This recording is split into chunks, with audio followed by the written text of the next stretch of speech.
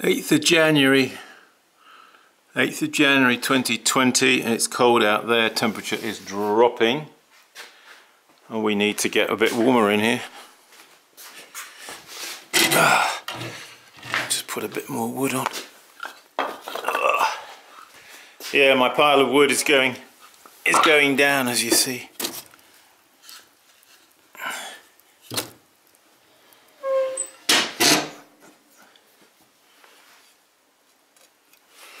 That's that. Also, what I'm going to do to give myself a bit extra,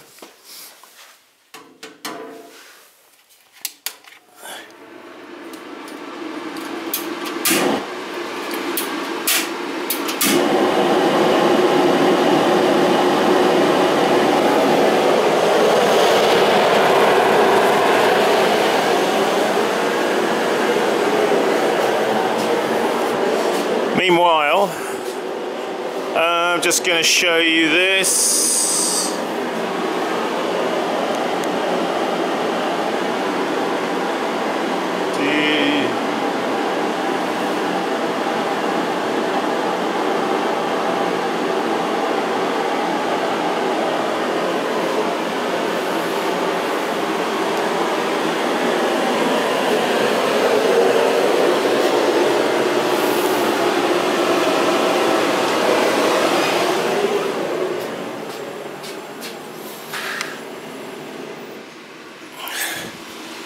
That'll do.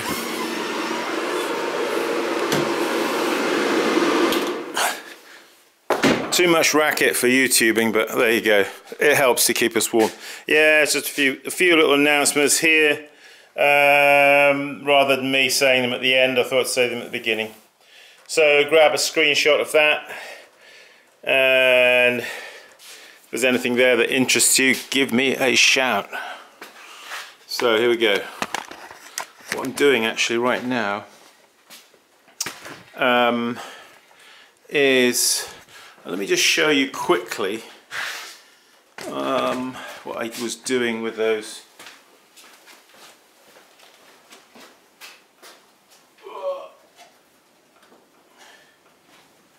Yeah, you can hear the wind out there. So these were these two. This one I kind of sacrificed it because I was playing around with my Penns Valley. Remember that thing we let's get a bit of light here going. A bit extra light there. I made a little, you know, like a wheel, like I said, and carved into it. Let's bring this a bit closer here. I carved into it Penns Valley, you know, in reverse, and then I just was testing it out on one of those bowls that I did yesterday. I sacrificed the bowl just to make a test, really, to see how what sort of impression it was going to give. To be honest, it was a little bit on the hard side, so I had to press a bit hard, and so the impression wasn't perhaps as good as I would have liked it. But anyway, yeah, so we made a little start on that. Here it is. It's got a little depression there in the middle, so I can hold it with my fingers, and I can kind of rotate it around. So another thing I did with this, you'll notice I crimped the edge just by squeezing it like that on the rolled rim, and I put an impression there. So that is that.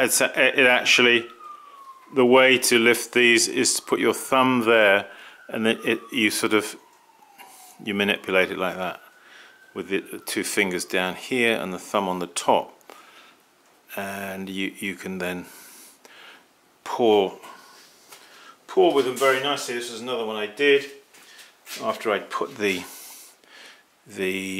impression on. Again, same idea. Basically, you can just pick it up and then use it to pour like that. It's crazily simple, but it works actually. Of course, you could have. Now I'm seeing that there like that instead of having this. We did those already, didn't we? I suppose. Same kind of idea. Although on this one, it's perhaps a little bit more exaggerated than I did it on these. These ones are a little bit more subtle. But yeah.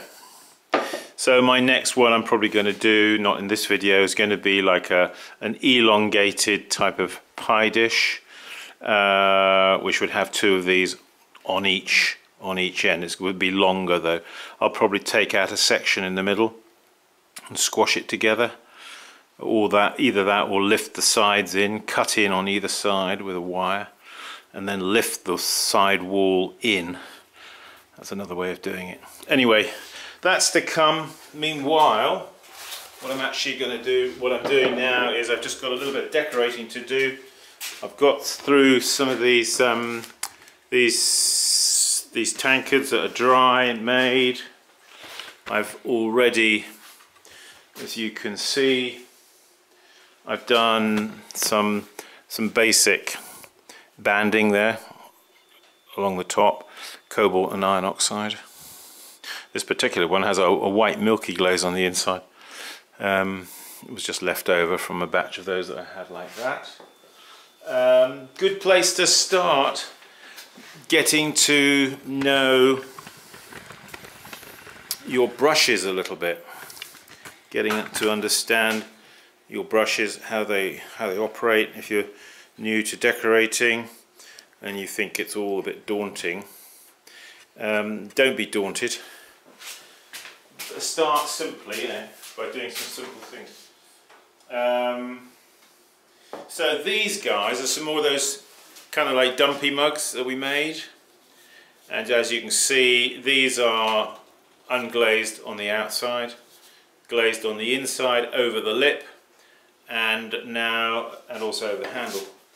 So what I need to do, what I want to do here, let's see, we got the, just take that down a touch so you can see my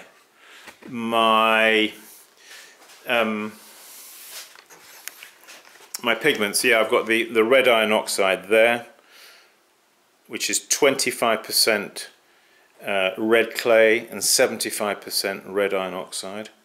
Okay, here on this tile here we've got a cobalt pigment, which is 25% cobalt oxide, 25% manganese dioxide, 25% red iron oxide, and 25% dry crushed porcelain clay body. It's the recipe of my dad's. Don't ask me, oh Simon, why has it got this and why has it got that?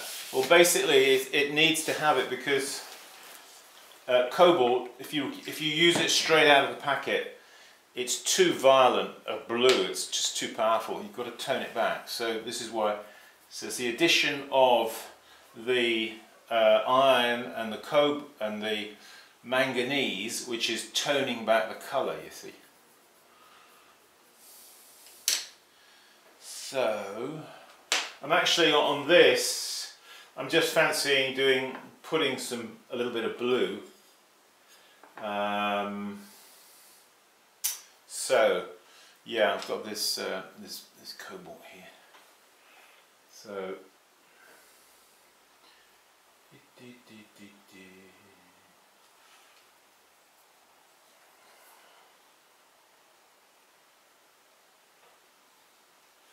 actually this brush is a little bit, I think I'm going to swap out for this brush. I'm just going to go and wash it out there.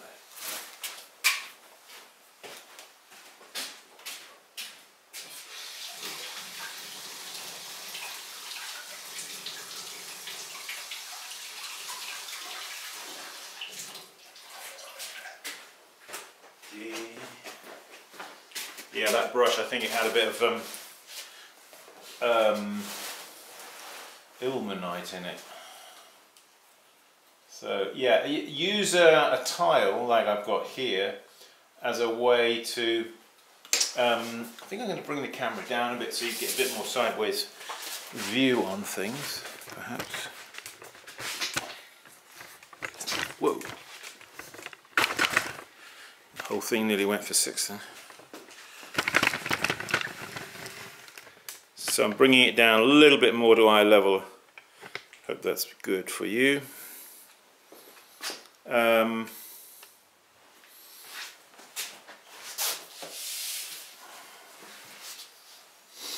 Yes, so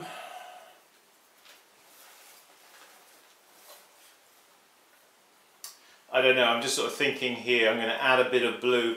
I just don't want too much. It's really a milky whitish glaze that I've got on the top there, you know, my usual white milky glaze. I don't want to obliterate it by covering it and making it all blue. I just want to add a little flavour of blue, and I might do a few different designs. So just spin the banding wheel, hold the brush there against, and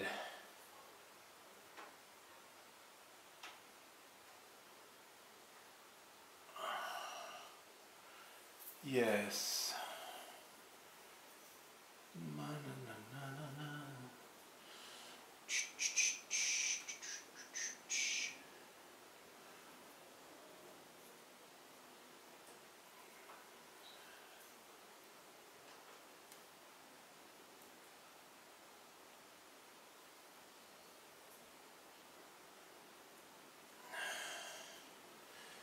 Alright, I've just done that simply like that. I'm just thinking, asking myself if I like it. Yeah, the thing about brushwork is you've got to be bold. You see, you can't be timid. You've got to commit with a brush and do it. If you hesitate halfway, it's fatal.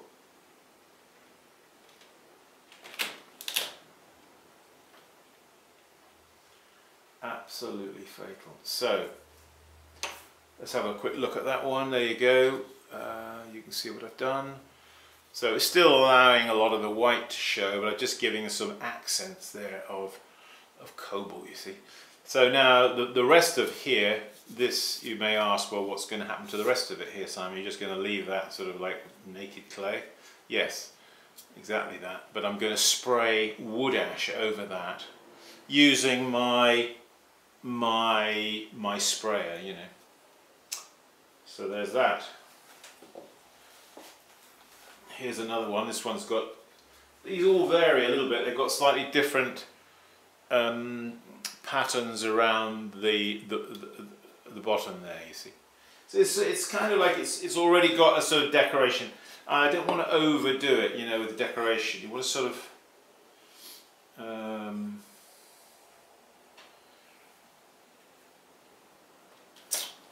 hold back a little bit from going totally overboard with the decoration, otherwise you inevitably end up with too much and it looks overdone. You don't want that. So this one I'm thinking I'm going to do a little bit different. Got to add a little bit more water here. Be surprised how quickly the pigments, the water evaporates, you know, out. You've got to add back water. Alright, so always when you're going to do some brush work of this nature, you want to try to, you know, support your hand on the workbench. So we're just going to do a line along the top. Yep. I'm going to do a line there as well. To there. Dee, dee, dee. Yeah, I'm going to do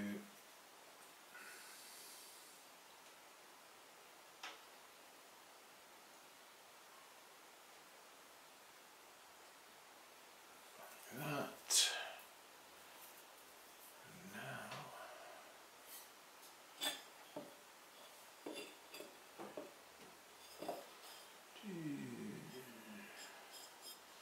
So you see what I've done there so far, just across the top, and now I'm just Yeah. Just thinking about the handle here. Like that. What I'm going to do is I'm going to do across the top of the handle here.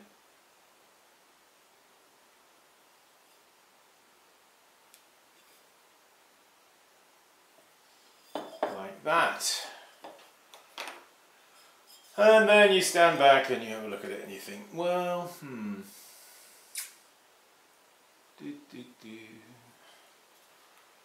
just wondering whether it should have another fleck along the top there. You want it to look kind of balanced, you know.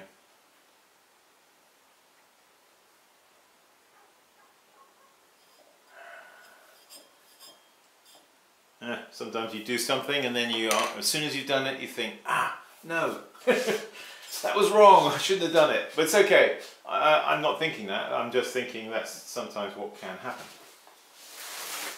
Don't worry about that, it will happen. Don't let it deter you. This one's got a different pattern here. These are all done with those bisque-fired roller wheels that you see me do.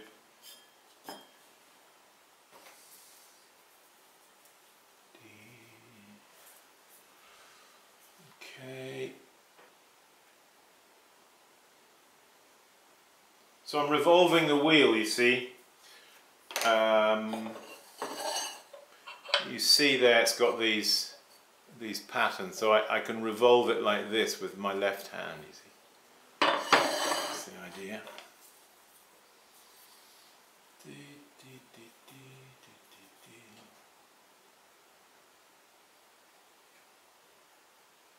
That's okay.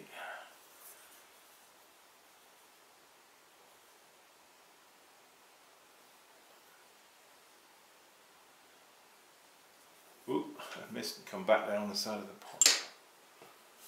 Don't know if I want that there. Quickly remove it. Now then, let's have a look. Add a bit more water again. The thing about pigments is all about getting the right consistency, you know, on the brush. If it's too thick, then not enough water, too much pigment on the brush, it doesn't flow off the brush, it gets all claggy. Because remember, the pot is dry, so as soon as you hit it with a brush, it immediately sucks the water content immediately out. And if you haven't got enough of it there, you just run out of the pigment, you know, it doesn't flow. If you've got too much water, not enough pigment, on the other hand, when you hit it, you know, the likelihood is it just it runs. So you really just got to get that by trial and error, you know. So 1, 2, 3,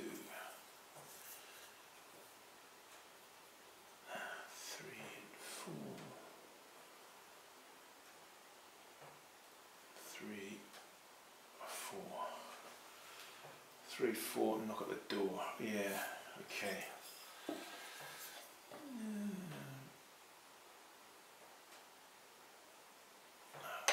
The other brush, wasn't I?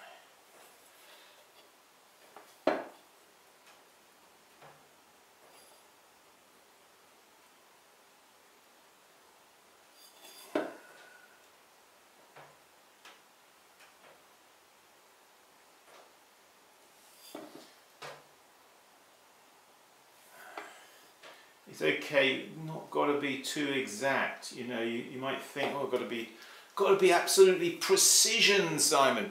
No, you haven't. Don't worry about it. Don't worry about it. Leave room for the maker's hand. It'll be okay in the end. You might think, oh, it's not perfect. It doesn't look quite like I've got a little bit of a wave there, or a little bit of a blobby bit there. It's not quite like I think it ought to be. Who says it's got to be any particular way? Just got to be... Are we in the picture?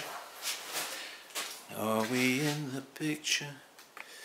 Yeah, I think we are. Let's do one more. We don't want to prolong the agony. I just want to show you this though. This is the nitty gritty. It's what we have to do as potters. So we're going to tap centre it there. You will find when you make a pot, it looks good on the wheel. It doesn't look like it's wobbly, but sometimes in the drying process, put it back on the banding wheel, and you'll look at it and you'll think, oh my gosh, it's got all these wobbles in it. It's not like it's come off an industrial production line. It's got a little bit of... That's okay. Don't worry about that. Right, let's do this. Yeah.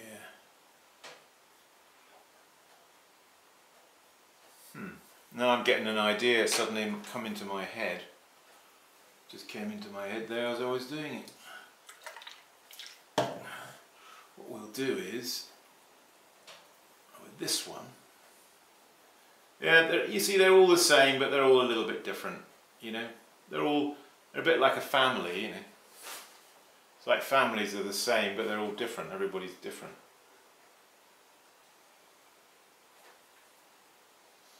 So this one has got a little bit of... This one's got an iron rim, you see.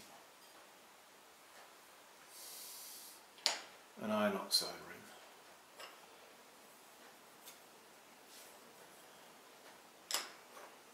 Oh yeah.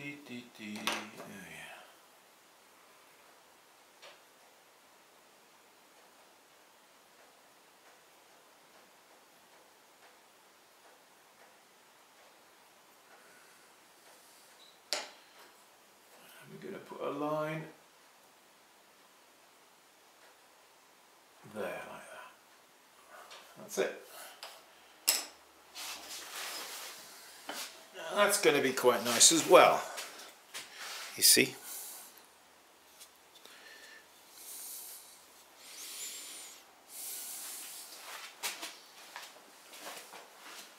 Yep. Hey, thanks for watching, folks. I don't need to tell you, I don't need to say anything more, do I? Because we've already seen this. All I need to say is keep practicing. And I'll see you around. Thanks for being with me, joining me here in the studio. Bye for now.